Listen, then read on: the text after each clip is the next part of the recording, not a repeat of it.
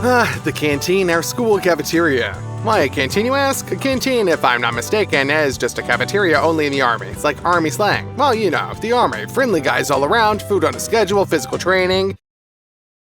Zona.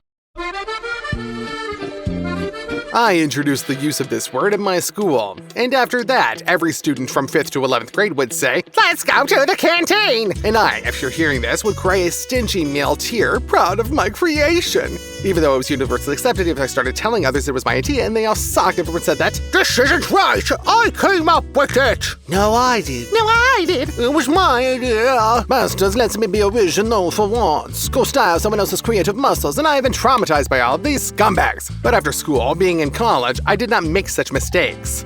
I dumped everything out in front of everybody. Into the first class, he said that there was no chip and that there was something else. And then there's Natasha, and where is our conscience? But let's go back to school. Our good old canteen where people spent more than time in class. Where there was still a place for letting loose, cheating at homework, crushing on that girl with her thick thighs. And thank God they fed me for free at our school, which helped me save money from the lunch money my mom gave me. A couple of measly pesos for computer games. But it was considered the most elite when you were put in charge of the canteen. This is when you had the right for 20 minutes before the end of lessons to stand up and say, "I am the king of the world. I have to feed my people, even if they don't deserve it, because inside most of them are rotten, stingy shit-eaters." Go already. Well, and of course, you had to choose a hunchback from Notre Dame to help you out. Master.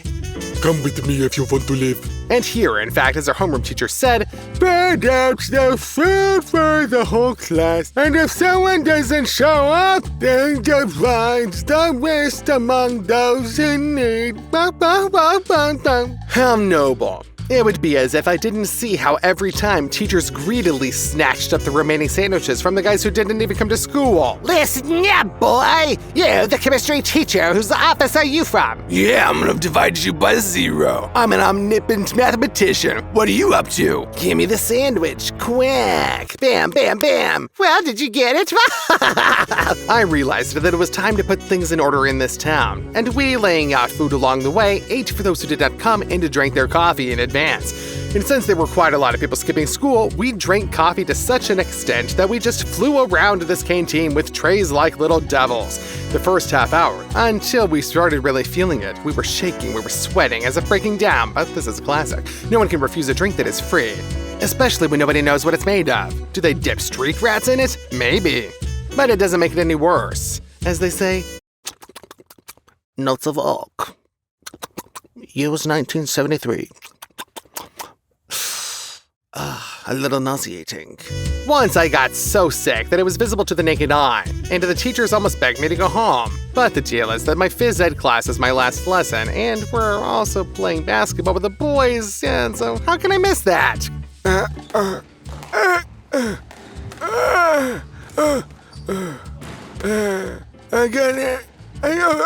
The most canteeny of canteen stories will be right in front of you right now. 5, 4, 3, 2, puppy! Usually, so many people were breaking into the window for the pies that you didn't really understand whose hand it was or whose legs it was. Why is there even a leg here at all? And I came up with a mega plan. Through this mass, I push and I make a face, and somewhere from below my hand, and I say, "I'll have a pizza, please." And I put down the money. Chef Doris takes the money, goes for the pizza, comes back, and puts it in my hand, thinking that it's my hand.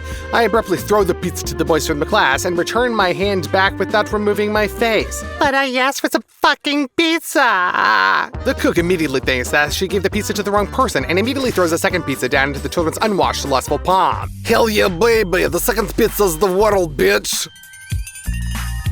The plan was perfect. Once a week, it worked with a bang. But then one little puppy, to whom I did not give a pizza to, came up and complained to the cook. And then, the most touching moment in my life ever happened. I went to chemistry class, and this guy was tying his shoelaces. And I, jumped in, made such a mega spike, which was it was like a slap, but it was like, and a little more, and now the school would be, torn apart by the shock wave just to shreds, That's what my new movie is about.